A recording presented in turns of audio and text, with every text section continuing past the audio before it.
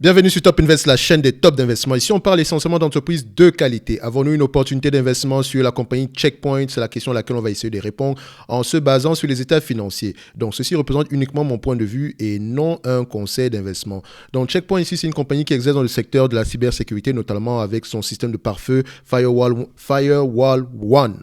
D'accord? Donc ici, normalement, c'est un secteur d'avenir, entre parenthèses, donc indispensable à l'environnement d'aujourd'hui. Mais ça ne veut pas dire qu'on doit acheter cette entreprise à n'importe quel prix. Ce qui veut dire que, au niveau des chiffres, qu'est-ce qui se passe? Ici, on a une stabilité, une croissance des revenus. Donc, vous savez que notre analyse ici est basée sur quelques points qui sont: on cherche le revenu, la croissance du revenu, la dette nette, le PA moyen, le nombre d'actions, le free cash flow et la qualité de dividende, si dividende il y a.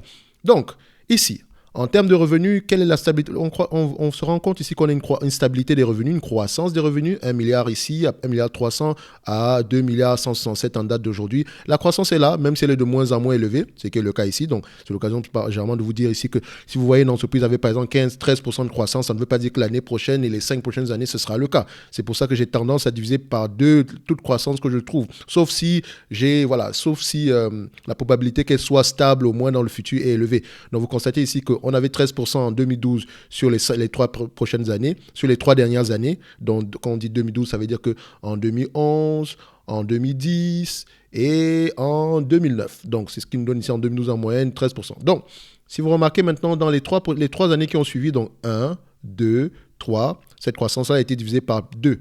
D'accord? Et voilà. Vous pouvez constater que les 3 années qui ont suivi après celle-là, la croissance 1, 2, 3, elle a encore diminué en moyenne.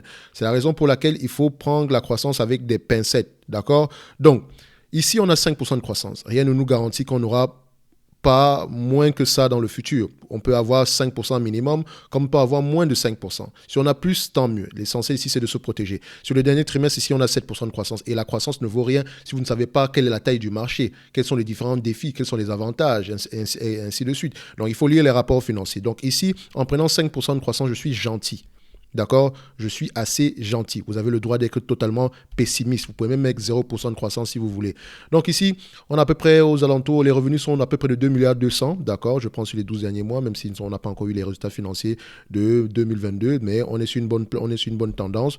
2 milliards 200. OK? Donc, quand on regarde les marges brutes ici, on a des marges brutes à peu près stables. Voilà. 88% en marge en moyenne, c'est parfait. Les marges opérationnelles également, est-ce que la tendance suit? Vous voyez que les marges opérationnelles, c'est pas trop ça. On a des marges opérationnelles qui étaient à 55% et là, les marges opérationnelles sont en train de diminuer. Ce n'est pas une bonne information. Ça n'est pas une bonne information. Le revenu est croissant, les marges brutes sont stables, mais les marges opérationnelles sont de plus en plus décroissantes. Ça veut dire que soit on investit massivement dans la recherche et développement, soit on paye de plus en plus cher le personnel. D'accord? C'est l'un ou l'autre, parce que je ne pense pas qu'ici, ils aient un volet marketing, un truc comme ça. Donc, oui, on investit de plus en plus dans la recherche et développement. En termes de marge, oui. Donc, c'est ce que je disais. On investit de plus en plus dans la recherche et développement. C'est une bonne information parce que la recherche et développement, techniquement, si on trouve quelque chose, tant mieux pour nous, parce que ça permet à l'entreprise d'anticiper toujours la croissance future, de toujours avoir un point, pas une tête d'avance, mais c'est toujours avoir une longueur d'avance sur le compétiteur direct. Et encore ici, il faut connaître quels sont les compétiteurs et qu'est-ce que la compagnie fait exactement. D'accord? Il ne suffit pas de dire que nous sommes dans le secteur de la cybersécurité, donc c'est l'avenir. Non, non, non, non, non, non, non, non. Non, non, non. D'accord? Là, vous êtes en train de spéculer. On rentre dans l'entreprise, on essaie de comprendre qu'est-ce qu'on fait. Vous êtes dans le secteur de la cybersécurité, option pare-feu. D'accord. Maintenant, est-ce que moi-même je comprends d'abord c'est quoi un pare-feu? Ok. Dans le moment où je comprends c'est quoi un pare-feu, quelle est la problématique à laquelle vous répondez et pourquoi est-ce que je vais choisir votre produit plutôt que le produit d'un autre? Voilà les questions. Et quand j'ai choisi votre produit, est-ce qu'il est facile pour moi, le consommateur, de m'en départir? D'accord? Plus il est difficile pour moi, le consommateur, de m'en départir, mieux c'est pour la compagnie. Pourquoi? Parce qu'on pourra charger un prix premium. Attention. Donc ici, une fois qu'on a vu toutes ces informations-là, on recherche la dette nette, valeur d'entreprise moins capitalisation boursière, je vous l'ai dit. Allez regarder cela sur Yahoo Finance. Donc, on peut le faire ici. Et je vous ai montré comment le faire généralement sur toutes les autres vidéos. Donc, ici, je vais directement à statistiques. D'accord? Donc, on va le faire ici. Valeur d'entreprise ici, c'est 13 milliards. D'accord? Capitalisation boursière ici, c'est 15 milliards. Quand on arrondit à peu près, on a un cash net à peu près de 2 milliards. Quand vous faites 13 milliards moins 15 milliards, ça fait moins 2. Donc, j'ai arrondi, bien sûr. Donc, ici, on sera à peu près à moins 2 milliards et donc un cash net de 2 milliards. Est-ce que sur notre logiciel ici, c'est le cas? Oui. On a un cash net ici de 3 milliards 772. À la fin de la journée, on n'est pas loin de ce chiffre-ci. Dans tous les cas de figure, ça reste une estimation, d'accord? Donc, je ne sais pas quelles sont les informations qui sont mises ici, qui sont prises ici en conséquence. Donc, il faut faire très, très, très, très, très, très attention. D'accord? Parce qu'on prend en considération certains investissements ici. Peut-être que Yahoo Finance ne prend pas en considération ces investissements-là dans le calcul ici de la valeur d'entreprise. Donc, ça reste une bonne... On a du cash net, c'est tout ce qui m'intéresse. Que ce soit zéro ou du cash net, c'est bon. À la fin de la journée, c'est correct. Donc, ici, je vais prendre ici 3 milliards 772. Donc, on va prendre ça ici, 3 milliards 772. Et après, vous pouvez également prendre ce que Yahoo Finance dit ou bien, dépendamment de vos calculs. Pour les PER, je prends 20, 22, 25, compagnie technologique, secteur, voilà, en demande, 20, 22, 25, tout en considérant que la période actuelle, les PER auront tendance à diminuer dans le sens où, même si on est dans une compagnie technologique et que les taux d'intérêt augmentent, c'est un peu comme une balance. Si les taux d'intérêt augmentent, les PER diminuent. Si les taux d'intérêt baissent, les PER augmentent. Donc, c'est une balance. Donc, en prenant 25 fois les bénéfices, je suis assez optimiste. On s'entend, d'accord? Donc, ce qui me permet également de prendre 25 fois les bénéfices ici, c'est parce que, regardez, on a une dépense en capital presque nulle. L'entreprise ne dépense rien du tout pour la dépense en capital, presque rien du tout. Donc, ce qui sous-entend que, voilà, c'est une entreprise qui a énormément de cash avec elle. Donc, elle est trop rentable même pour son activité, extrêmement rentable. Donc, ici, 20, 22, 25 pour les marges. Donc, pour les free cash flow, excusez-moi, pour les PER. Donc, pour les free cash flow ici, voilà, on voit ici que les free cash flow également les marges nettes ont tendance à décroître. 46, 46, 44, 42, 41, 43, 42, 41, 41, 41, donc 37, 36 ici. Donc, on va se dire qu'en moyenne, c'est 40. Je ne vais pas aller plus loin que ça pour les marges nettes. Mais les free cash flow sont plus élevés. Donc, on a des free cash flow de 62, 57, 50, 57, 52, 58, 58. Voilà, on a des free cash flows aux alentours de 50% et plus. Mais c'est bien d'avoir des free cash flows de 50% et plus. Maintenant, il faudrait voir pourquoi ils sont de 50% et plus. Je vous ai toujours dit que les compagnies technologiques payent généralement leur personnel avec des actions, parfois. Donc, ce qui augmente le nombre d'actions disponibles ici, même si on rachète des actions derrière. Mais voilà, cette information-ci est enregistrée ici comme une économie d'argent, alors que peut-être que ce n'est pas le cas. Donc, c'est la raison pour laquelle je vais prendre ici les marges nettes. D'accord? Les marges nettes ici, c'est 40%. Donc, je prendrai les marges nettes parce que les marges nettes ici ont tendance à être l'équivalent aux marges des free cash flow ici. Je vois qu'on a 50% ici au niveau des free cash flow, c'est bien, mais je ne fais pas confiance à ces free cash flow-là. D'accord? Tant mieux si c'est vraiment ce montant-là. Mais dans tous les cas de figure, moi, j'essaie de me protéger ici parce qu'il y a beaucoup d'ajustements qu'il faut faire ici en conséquence. Donc, ici, on va prendre 40%. D'accord? Si vous prenez autre chose, ça, c'est votre problème. C'est vous qui investissez dans la compagnie, donc c'est par rapport à vos lectures. Donc ici, le nombre d'actions ici a tendance à diminuer, donc elle rachète massivement ses actions. J'adore ça. Moi, j'aime le rachat d'actions plutôt que le dividende, d'accord, parce que ça joue un peu le même rôle. Sauf que là, c'est plus efficient sur le plan, voilà, sur le plan fiscal, d'accord. Maintenant, on a tous nos éléments en compte. Maintenant, on va aller regarder quelle est la valorisation que ça nous donne ici. Alors, on arrive ici, 20, 22, 25 fois, ça ce sont les PER, ça ce sont les free cash flow. Donc, on a pris ici 40% de marge bénéficiaire, un revenu de 2 milliards 200, d'accord. 40% ici, ça représente combien? 40% ici, ça représente 880. Donc, 880 ici, d'accord, 880 millions, d'accord. Donc, 880 millions, 20 fois les bénéfices ici, moins le cash net, ou bien plus le cash net ici, divisé par le nombre d'actions, ça représente ici 167 $ l'action. D'accord? Quand on prend le même calcul ici avec 22 fois les bénéfices, donc 880 toujours, donc 880, 22 fois les bénéfices, ça fait 180 $ l'action. Et quand on prend 25 fois les bénéfices, on a 201 $ l'action. Correct. On est à peu près correct ici, là. D'accord?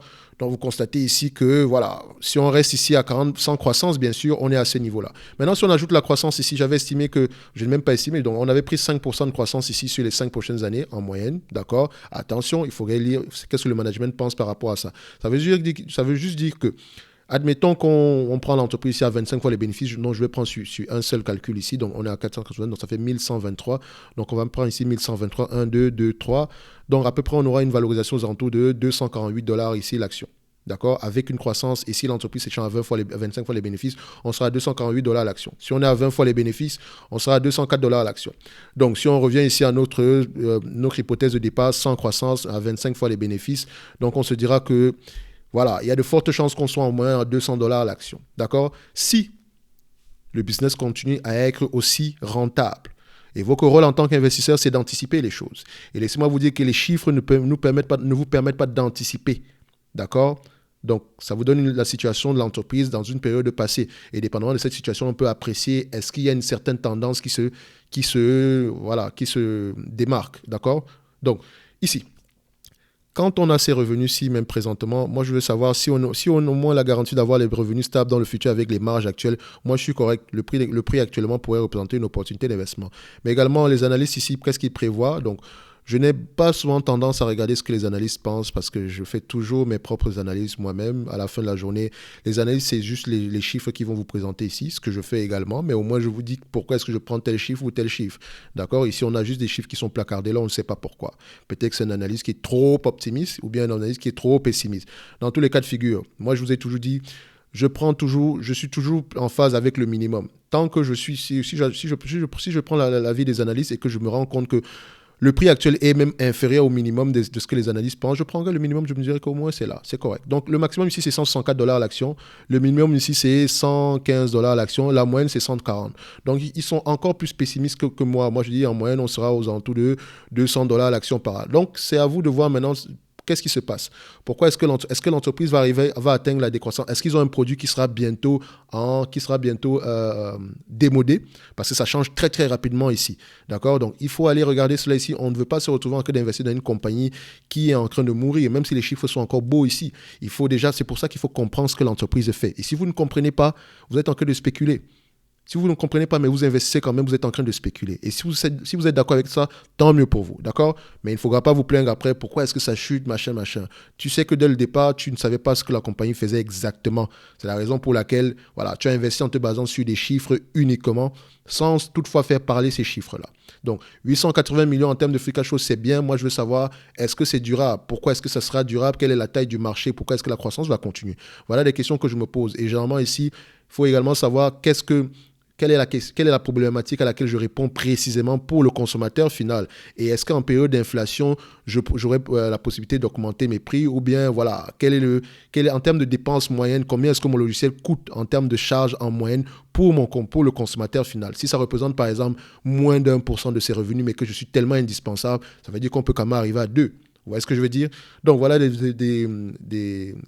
petits éléments que vous pouvez utiliser pour pouvoir mûrir votre réflexion, mais vous devez lire les rapports financiers. D'accord? Donc, ici, on se dira qu'on a une opportunité d'investissement. Idéalement, on va se situer aux alentours j'ai une préférence à peu près aux alentours des $166, $200 l'action. Donc, je suis vraiment par rapport à ma connaissance de la compagnie ici, je dirais, pour rester prudent, je vais mettre à $166 l'action pour rester prudent. Donc, on pourrait avoir une opportunité d'investissement en date d'aujourd'hui. En termes de dividendes, si elle avait la possibilité, si elle vous versait la totalité de ses free cash flow en termes de dividendes, c'est qui est tout à fait possible parce qu'elle rachète massivement ses actions. À un moment donné, elle fera le choix de payer uniquement le dividende. Donc, ça veut dire qu'en date d'aujourd'hui, par rapport à la capitalisation boursière actuelle, vous pouvez avoir aux alentours d'un rendement de 5,55%. Est-ce que c'est bien ça? Donc, je vais mettre ça ici. 880 divisé par 1,552,0. Ça fait ici, oui, un rendement de 5,67%. D'accord? Mais si on le prend maintenant par rapport à la valeur d'entreprise en enlevant la dette, si vous constatez que la valeur d'entreprise est encore moins élevée que la capitalisation boursière, ça veut dire qu'elle a énormément de dettes. Donc, des entreprises, il faut toujours faire attention à la dette. Donc, maintenant, si on met plutôt la valeur d'entreprise, parce que admettons que le cash actuellement, on nous le distribue en une fois en termes de dividendes. À la fin de la journée, ça augmente ici ça nous permet déjà d'avoir un certain dividende en supplément du prix. Et si l'entreprise actuellement continue à reverser à peu près des marges aux alentours de, voilà, on avait calculé 40% ici. Si elles sont plus élevées, tant mieux. Si on ramène au moins 880 millions de cash chaque année, ça va, c'est correct. Donc ici, si on divise par la valeur d'entreprise en date d'aujourd'hui, ça nous donne plutôt un rendement de 6,38%. Donc le prix actuel n'est pas mauvais. D'accord?